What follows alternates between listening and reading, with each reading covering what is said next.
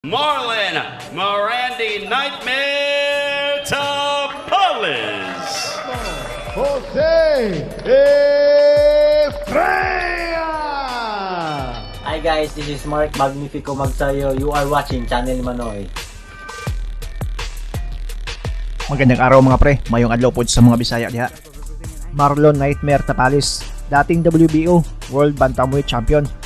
May nakatakdang laban ngayong linggo. A fight lang umano ito para sa posibleng banggaan nila ng kasalukuyang Unified Junior Featherweight Champion na si Murodjon Akhmadaliev. Makakalaban ni Tapalis ang isang tubong Mexico. Ito ay si Jose Estrella. Undercard sila ng labang Charlo versus Castano na gaganapin sa Amerika. Kumpiyansa naman daw itong si Marlon Tapalis na siya ang mananalo dahil galing sa third round knockout itong si Estrella sa kanyang huling laban.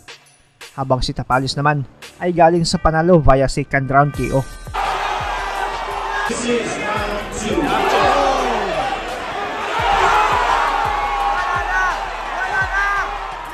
May kasulukuyang impresibong kartada itong si Tapalis na 35 wins, only 3 defeats, 18 via knockout at kasulukuyang rated number 9 ng The Ring sa Bantamweight Division.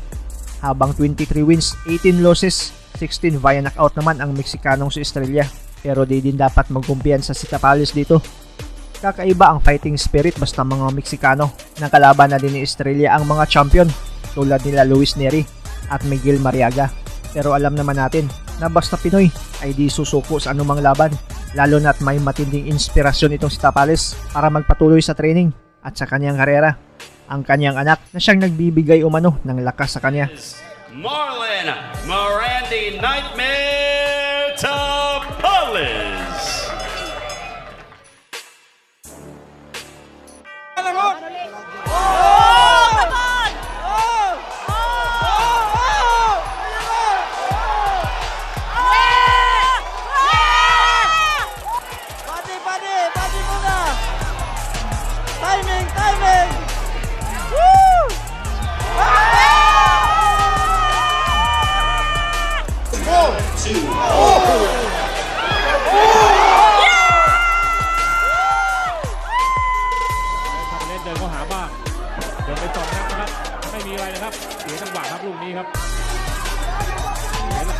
โอ้โหซ้ายยาวมาหลวมแล้วโอ้โหขวาอีกแม่ต่อยเขาต่อยไม่ได้ครับเอาละครับทำอะไรตายแล้วอ้าวโอ้คุณหลวงเอาแล้วต้องบวกขวาได้ครับคุณหลวงโอ้โหว้าวได้นะอะไรก็เกิดทีมงานนี่ต้องลุ้นกันสุดฤทธิ์แหละครับเหนื่อยเพราะว่าตื่นเต้นกันทั่วประเทศครับกับการดูมวยคู่นี้ครับคุณผู้ชมครับอะไรเกิดขึ้นของเราเลยนะครับอะไรขึ้นเลยครับโอ้โดนอะไรเข้าไปครับpromotion din yan. Nakakakita din kumain pag gano'n. Songnam, Korea. Malapit ko masabi, Carlo Comindon, nakita mo. Sumawa ka dyan, bigyan kita ng promise. Oh! Good shot! Dropping to the floor here in the first round. Boy, you need extra airtime? This is extra airtime with all these knockdowns. A solid connection by Tapalis. I don't think he's standing up. This is there. He's in charge.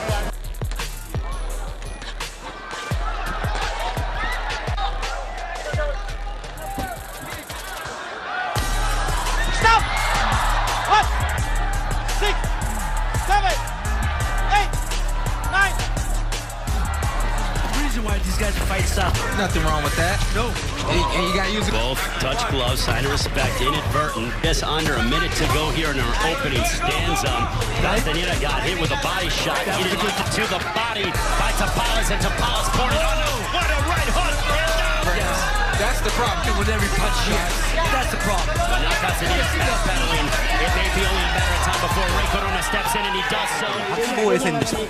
その時の反省点をかなり上げていた大森なんですが、ここはまだ大森選手硬いところに試合開始30秒足らずでプロボクサー人生初のダウン。話していましたが、さらに2度3度とダウン。ここでも効いてると思ってますから。そして第2ラウンド。カウンターにここでも効いてると思ってますから。そして第2ラウンド。カウンターに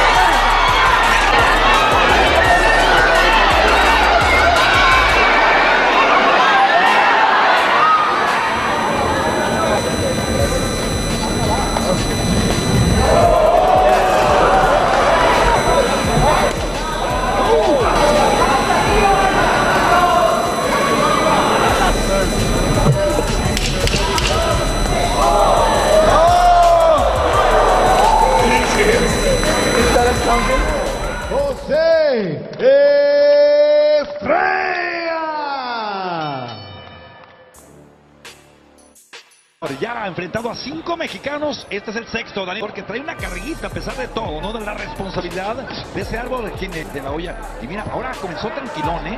Comenzó tranquilón, otras veces había sido un poquito más fuerte. Ahora está José Estrella. Él disputó en Irlanda del Norte. Es peligroso, ven cómo estrelló el jab ahí en el rostro de Estrella. Exclusiva, la transmisión desde el Teatro Velasco.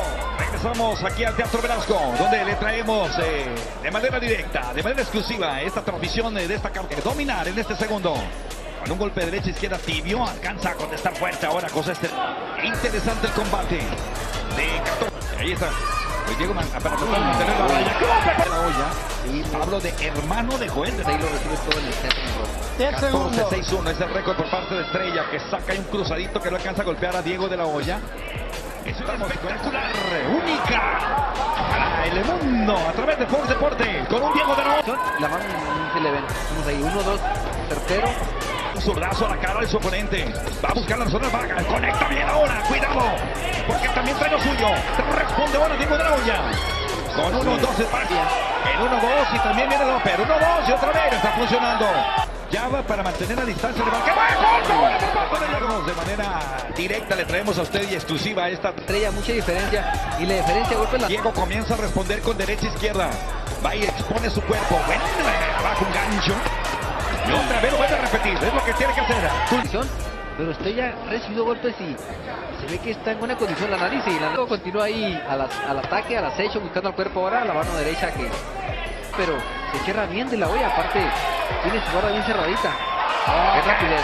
Izquierdazo otra vez a la cara de su oponente por parte de Diego de la Hoya. Va a tratar de rematarlo con López. Poco a poco me parece está dominando el muchachito de Mexicali. Va a ganar el golpe. Se va a la lona y lo saca de... Está bien, al combate. Primera caída que sufre con Estrella. Se va al ataque ahí, Diego.